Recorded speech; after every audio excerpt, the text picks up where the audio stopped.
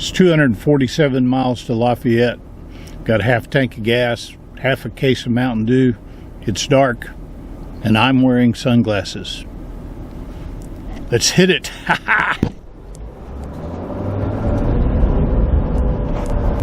Good morning, guys. Today's special. I'm on my way to Lafayette, Louisiana, where I'm going to see John about a lathe that he's given me. Now, a lot of people say I have a really nice shop and drool over it. Well, that shop has taken me about 40 years to assemble. And when you can't justify spending a lot of money on a machine tool that, frankly, with what I use them for, they'll never pay for themselves. So I have to buy them cheap. And cheap means I have to buy them that they're not in the best of shape.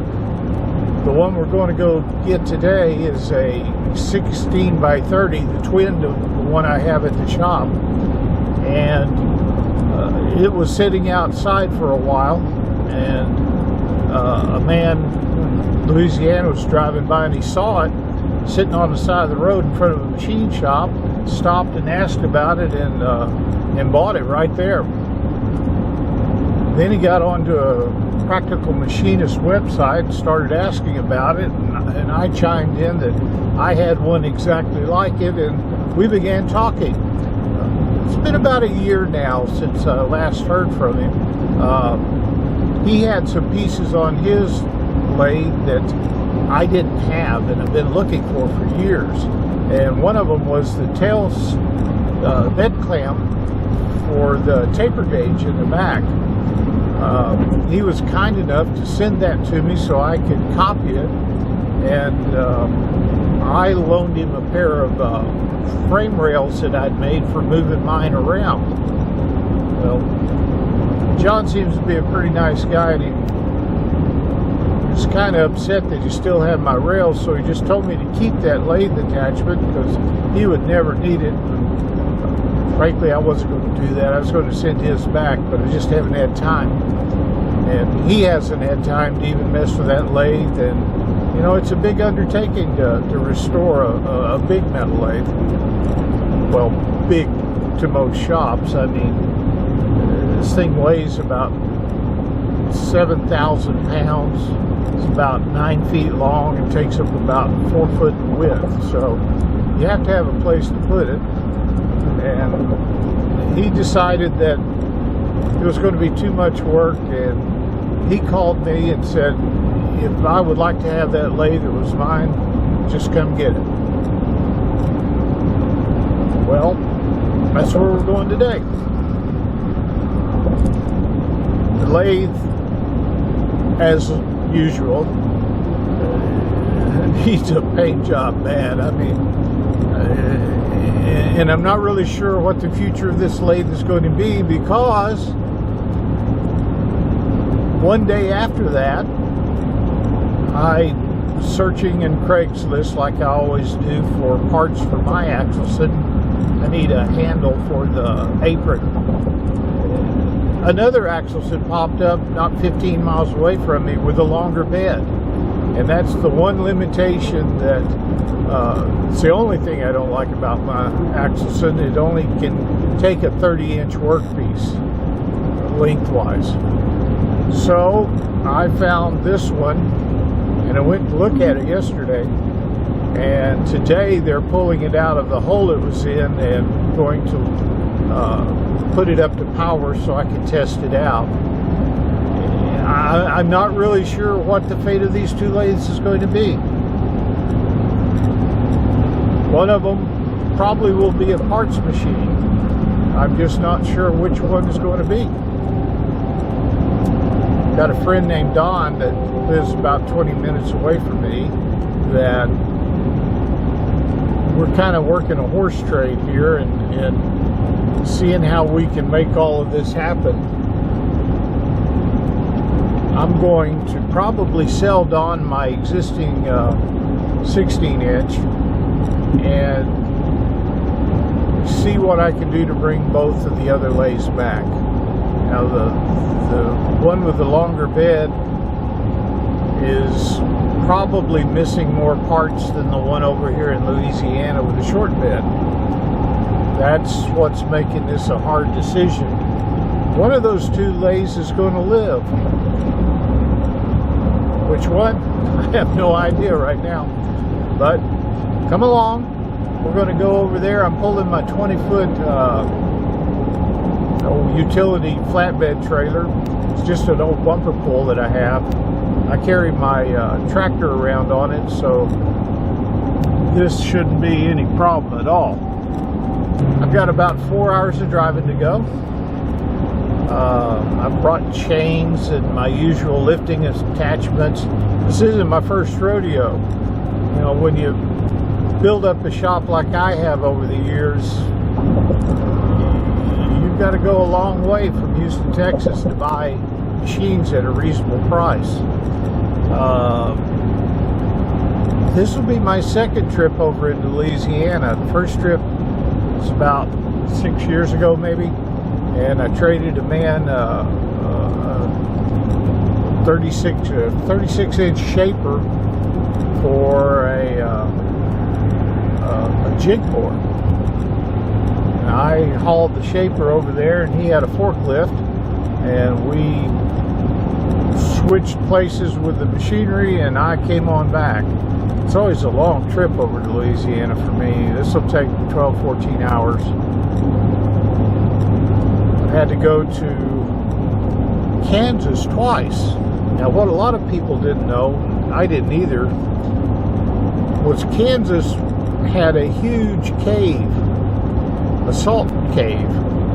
And after World War II, the government decided never to be put in the position of not having enough equipment or machinery to make the tools you need to go fight a war.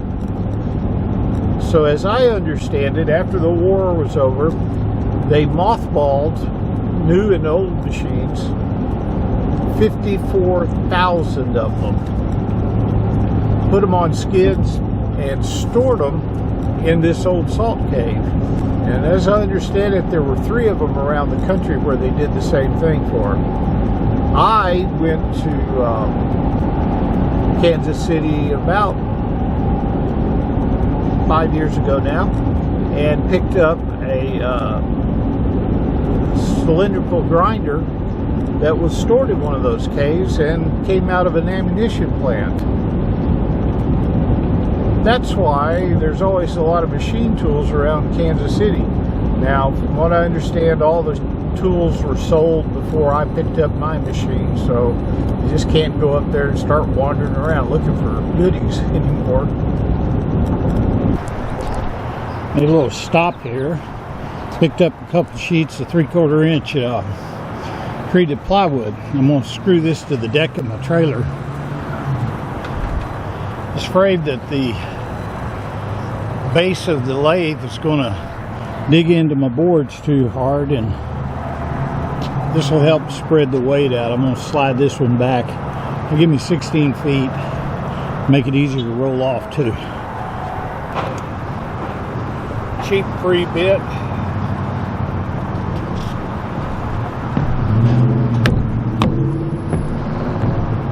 Well, that's good enough for right now. Made it to Louisiana. It's about 11:45, and we're headed over to the shop where the lathe is. I'll take some pictures there, and we'll get it loaded up. My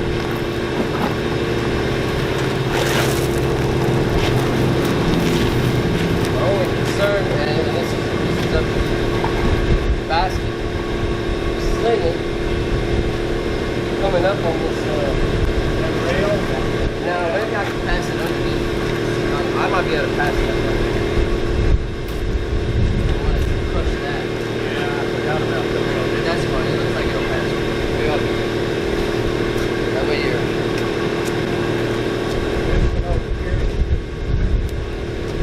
Yeah, that's it.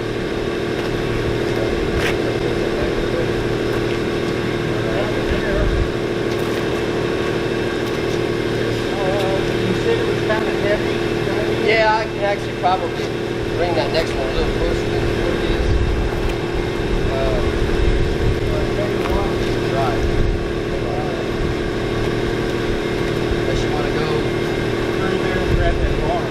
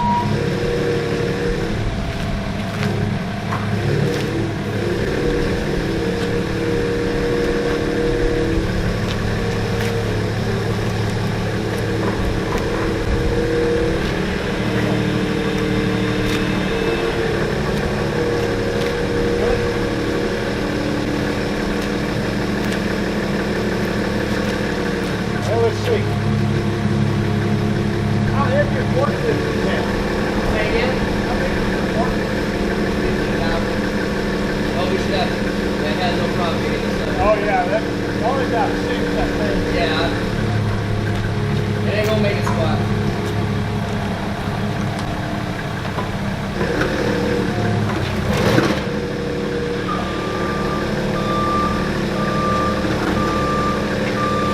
Yeah. I'll tilt back a little.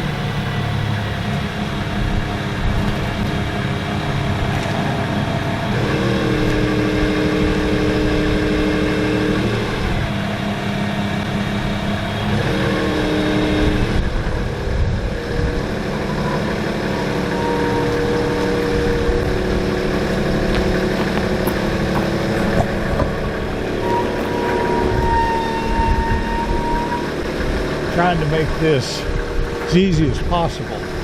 We're going to put that in that carrier if possible. If not, we will see. 15,000 pound Toyota forklift.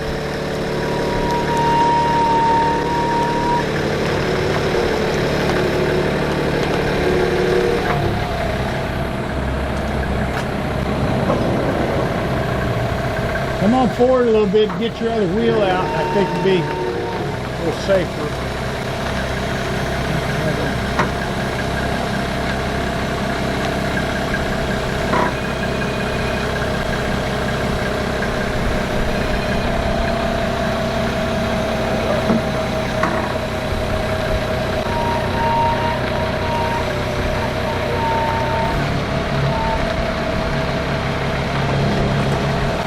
You know, she's dirty and rusty and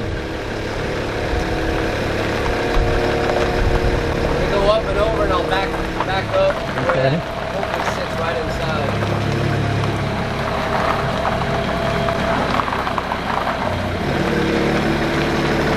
she's dirty, she's rusty, needs a paint job. I don't know about you guys, but she's beautiful to me.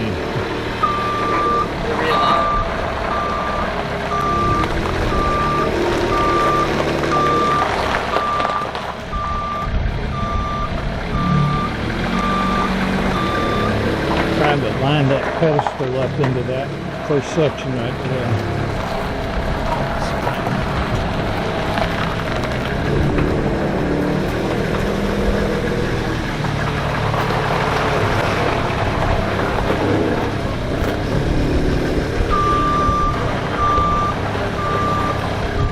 Getting pretty close.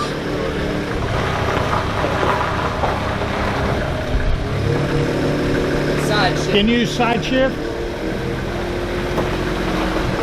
We're just kind of guessing where the weight was so we can move it.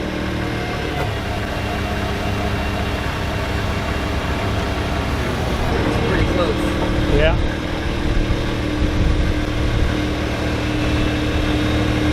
Can you tilt forward a little.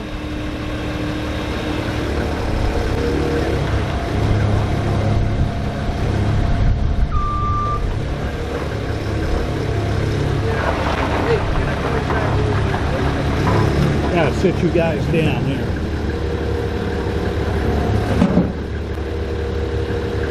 Can you side shift any more this way? I'm That's locked it? up. You're gonna have to just slide that just a hair to your the back. Okay, towards the back? Yeah, just That part there, just go right in. all right. You good? I'll talk a bit over there.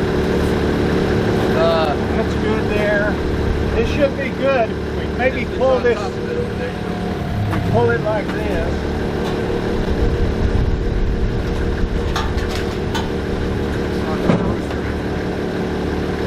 I did it.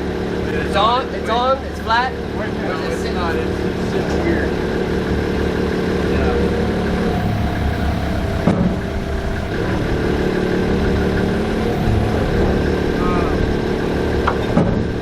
Hey, what? Might have to loosen those bolts up a little bit. Yeah, it looks like we're Can you pick it up? picking up something. We'll have to loosen these bolts up and open it up a Tilt little it bit. over for me. Okay. I don't have a wrench.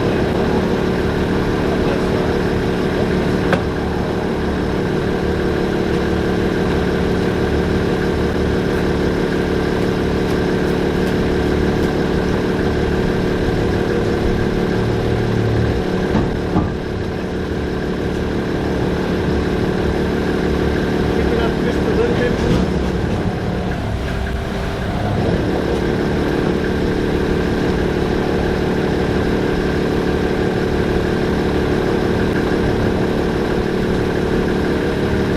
Is it sitting?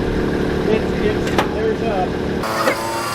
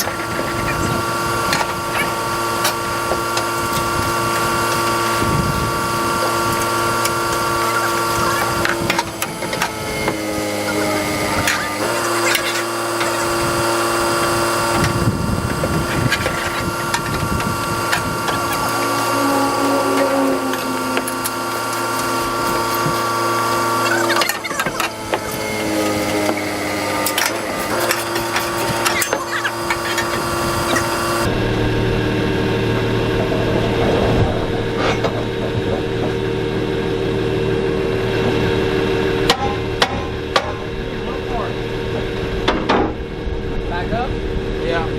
No, you're fine. Okay. I think I just let it loose and it just settled on down. He's got it. He's got it. Oh, you just want to loosen it up?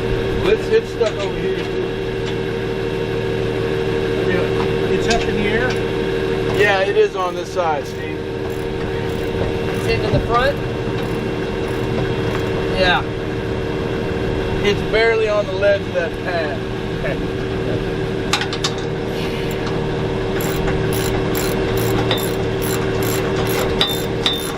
Oh, yeah, no.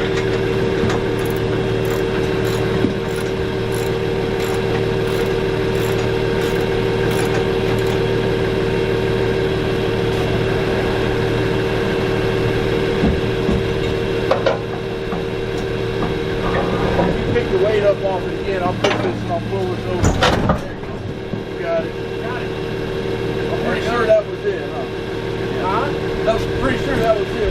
go.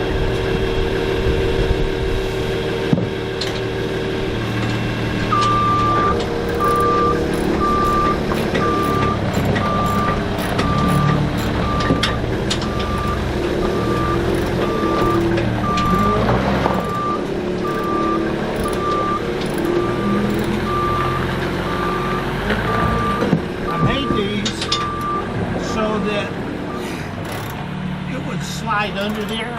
Oh, I got you. And then bolt together. Yeah. And what I did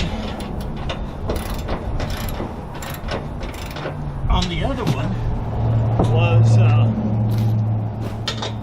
here you go. Oh, thank you. So,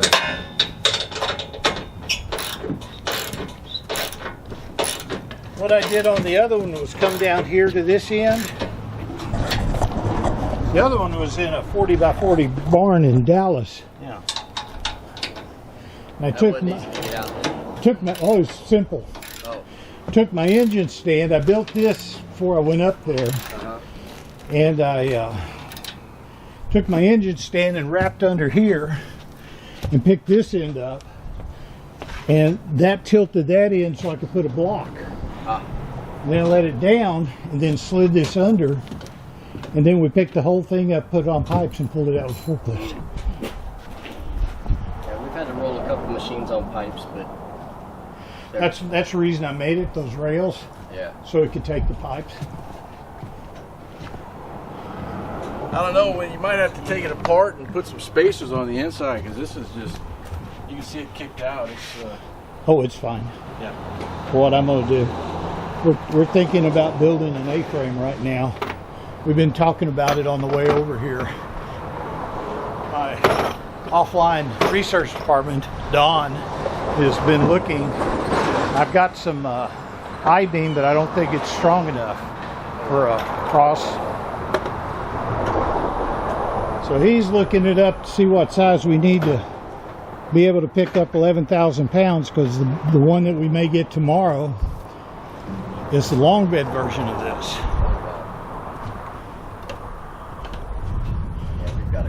We got one like this, two like this down at our shop, long bed.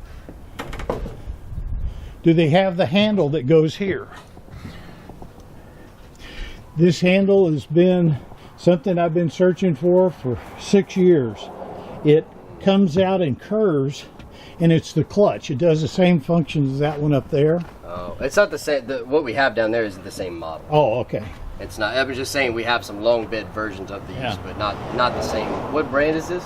An Axelson. Yeah. This is arguably the finest lathe ever made. Really? It was closed up shop. It was made in fact, it's even got it in here. Los Angeles, California, USA is where it was made. I forget which company. I want to say Monarch. We got a Monarch down there. But this company had so many innovations that they were kicking this other lathe company's butt. So they sort of did like Autodesk does, and they buy the competition, and then a year later they close them down. Oh well. They have oil-filled models with big headstocks. This here was an innovation. This is a 2-speed quill. Oh yeah. Yeah, I wouldn't reckon no. Yeah, enough for that. Seems like a lot of trouble. This is a nice guy.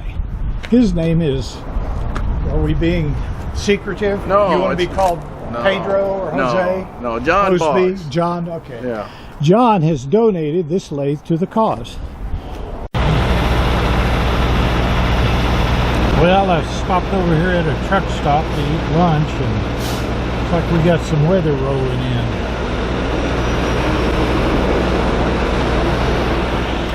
Heck, a lot of these truckers have been pulling in and claiming a spot. I think they're trying to get off the road before it gets too bad and they can take some nap. This guy's lost. It's the third time he's been around the parking lot. Well, I made it back. 12 hours and 550 miles. Eating a sandwich in a truck stop. I had to restock on Mountain Dews. That half a case wasn't enough. But we have another 16 by 30 Axelson. I've got the handle for this. It just screws in. These are pretty nice handles. That one's stuck, but they go in and out. They all need some oil. Turns out the men that donated this to me had been going over there and pouring motor oil on it, and they had stored it inside the old shop they had there. That's an Axelson 16. That's how you see them. And these plates are bronze. And they'll clean up nice. That one's got a lot of wear on it, or maybe just stuff inside the lettering.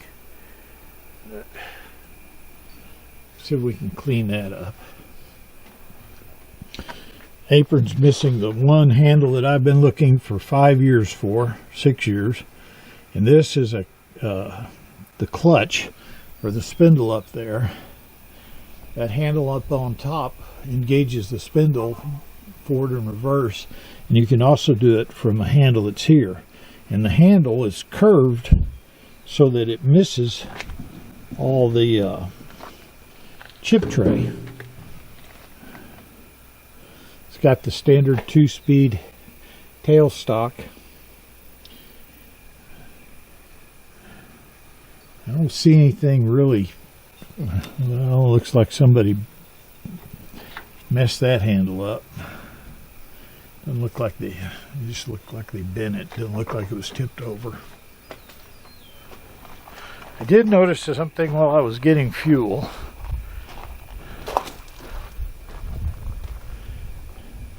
See if I can zoom in on it. You can see right under the tailstock something's cracked right up in there. I don't know if that's a casting or what, but we're going to have to check that out.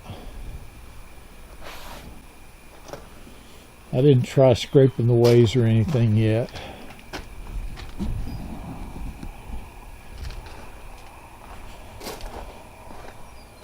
But it's got all the standard stuff on it. I've got the handle for the two handles, one for the crank and one for the tailstock lock. And that handle, the contactor was just, looks like somebody has done a number on it and ripped it off of the wires going inside the motor. So that's going to have to be opened up and see where the leads go. That's the coolant pump. It goes down into a sump. You can see all the little holes in there. And that is an access plate. We're cleaning it out. I don't know if there's another one. It seems my Axelson in there had another plate in the middle that you could get down from the top. I have all the pieces for the taper attachment.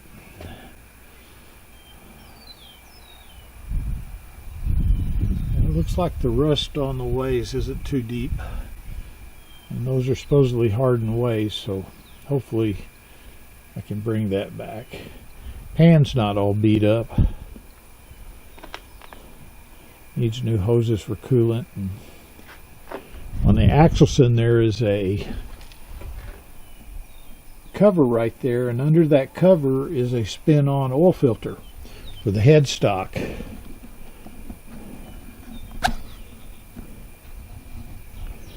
Didn't get any tooling with it, and no chuck, but I've got a bunch of that. I've got about 6 chucks.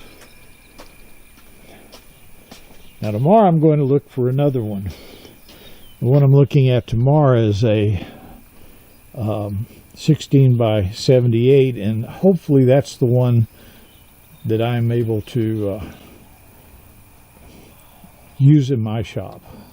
I need a longer bed than these 30s. I've already sold my other one if I take advantage of the one that I'm going to get tomorrow.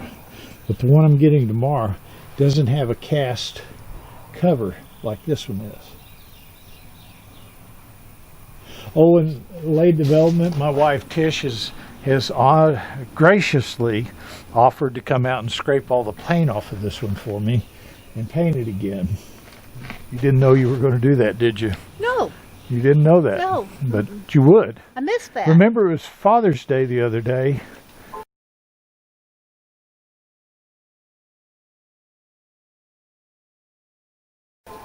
Oh, I thought I would do the same thing that you did for me for Mother's Day.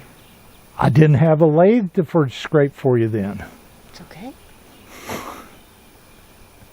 It's COVID, dear. COVID. What does COVID have to do with it? Anyway, that's a look at it. We're going to get it off the trailer and see if we can clean it up.